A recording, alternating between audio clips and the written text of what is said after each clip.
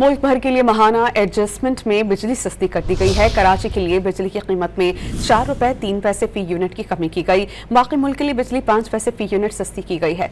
इस पर हम बात करते हैं डॉन न्यूज़ के रिपोर्टर ताहिर शरानी से। ताहिर, नई कीमतों का इत्तलाक कब से होगा और कितना फायदा होगा सार्फिन को?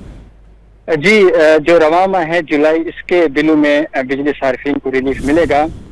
नेपरा की जानिब से जो 2 अलग अलग नोटिफिकेशन जारी किए गए हैं उसके मुताबिक जो के इलेक्ट्रिक के लिए बिजली अप्रैल की माहाना एडजस्टमेंट में 4 रुपए 3 पैसे फी यूनिट सस्ती की गई है। बाकी मुल्क के लिए बिजली 50 पैसे फी यूनिट सस्ती की गई है।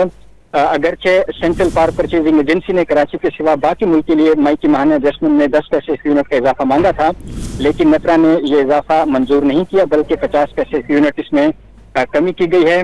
और नेपरा का यह कहना है कि जो इतलाक है वो के इलेक्ट्रिक सार्फिन पर अप्रैल के एडजस्टमेंट का होगा और बाकी मुल्क के लिए मई के एडजस्टमेंट का होगा।